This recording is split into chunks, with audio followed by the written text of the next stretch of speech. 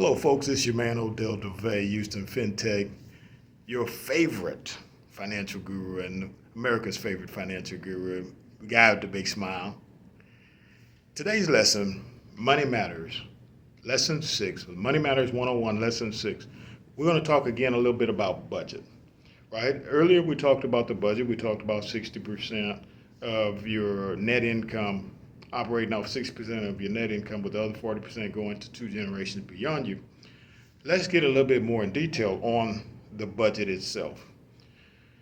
In the budget itself, we're going to consider factors such as our necessities. Obviously, we have to have a place to stay. We have to have food, clothing, and shelter, transportation.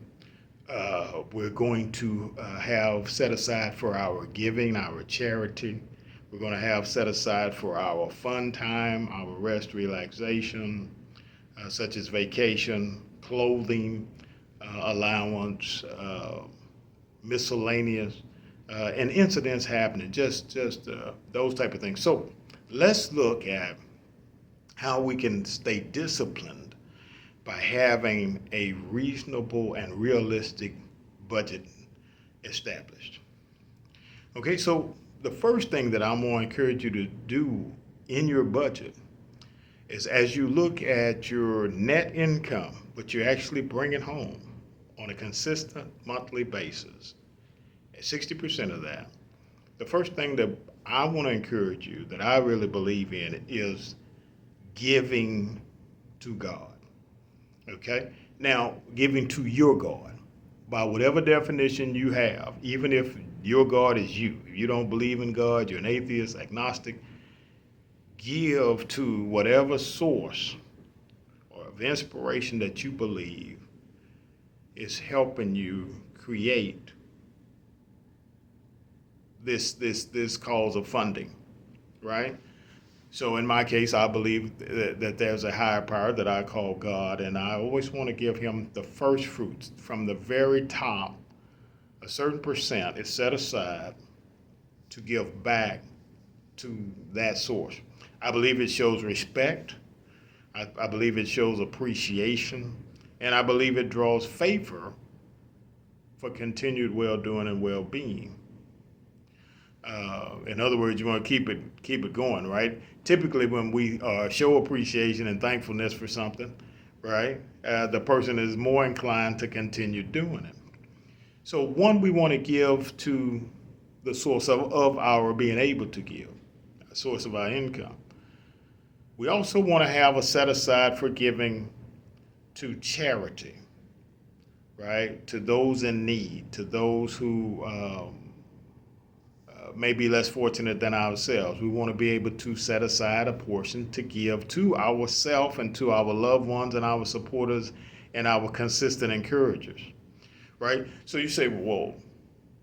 So out of the first fruits, I say first, there, set aside a percentage. For me, it's 11%, a minimum of 11% that I give straight to God, in the form of typically giving it to where I worship or giving it to members of where I worship who may be in need themselves, etc. I do 11%. In addition to that, I set aside another 10% that I allocate for giving to strangers, people I don't know, people in need, people I may know that may be in need. Someone running up to me and saying, hey, can I borrow $500, $1,000 for this, that, a friend or something that may be in need. And I put that into my giving category, right? Because one of the fastest ways to ruin a relationship with friends and family or whatever is to loan them money with the expectation of them paying it back. If they pay it back, great, right? That's great.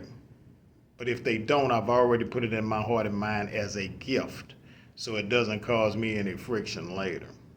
Okay, so that out of that 60%, 21% is accounted for with those understandings. The next thing is your housing, your food, clothing, shelter, your necessities, your transportation, the maintenance of that transportation, the maintenance of that shelter, right? We're going to set aside a budget for that, right? So typically, we like to say no more than 33% of your total income should go towards housing, food, clothing, and shelter, and the maintenance thereof. But since you're operating out of that 60% number, we're going to allow up to 50% to go towards your housing, your transportation, maintenance of both of those things, your food, clothing, those type of things on a daily basis. So we're at 71% of the money that you use on your normal budget towards housing. Okay, that leaves us 29%, and out of that 29%, we're going to give ourselves an allowance for new clothes, new shoes, a little shopping money. Right, we're going to give ourselves an allowance of that. We're going to also give ourselves money for vacation, money for going out to eat, et cetera, et cetera. And so that's going to be 20%. We're going to give ourselves 20% for clothes, for shopping, for going out to eat, for entertainment, for setting up future vacations. That brings us to 91% of our spending. The last 9% we're going to reserve for last minute situations. It's going to be considered an emergency fund that keeps us from touching the 40% that we save every month. So in this last 9%, we give ourselves room for incidentals, room for emergencies, room for, oh baby, I just really would love to have this purse, right? We're going to be pretty tight on how we spend that, right? Every week, we're not going to have an, oh baby, I need this purse situation. Oh, I just barely have to go, spend money to see the wrestling. But we do want to leave 9%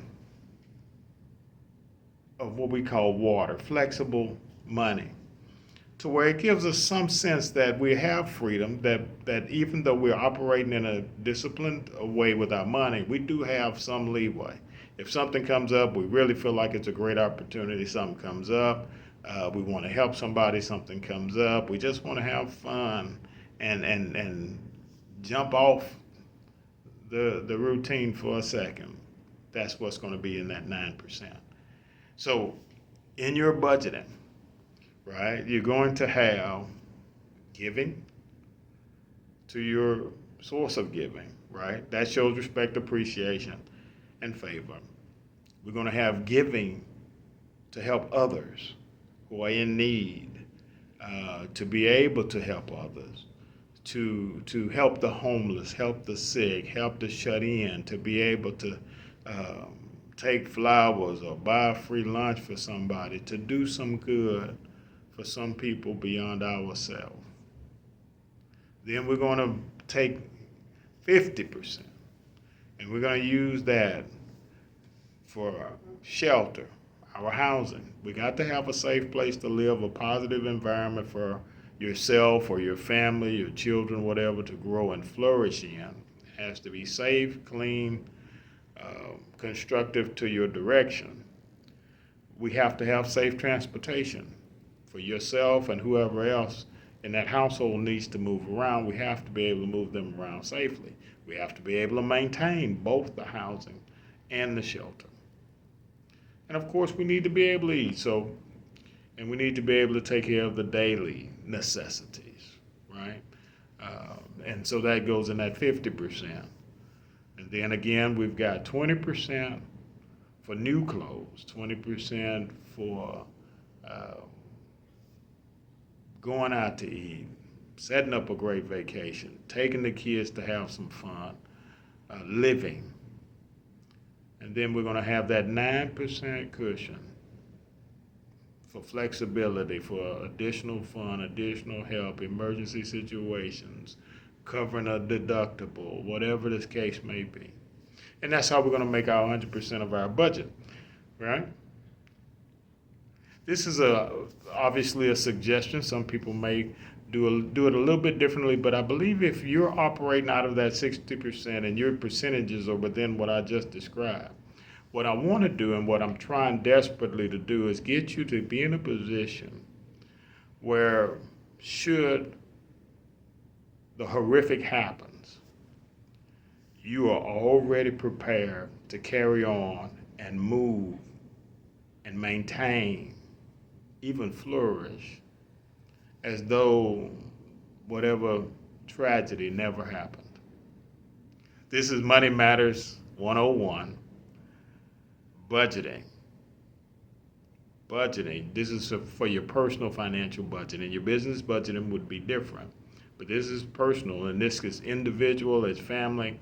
These percentages are, as money goes up, if you maintain these percentages, you'll see how awesome and wonderful your bank statements and your deposits and your balances month after month will continue to grow and continue to be. I'm Odell Dova, Houston FinTech. We want you to be financially enlightened. We want you to do extremely, extremely well. If you want some professional help with your personal financial well-being or business well-being or both, please feel free to reach out to us. We'd be happy to help you. HoustonFinTech.com.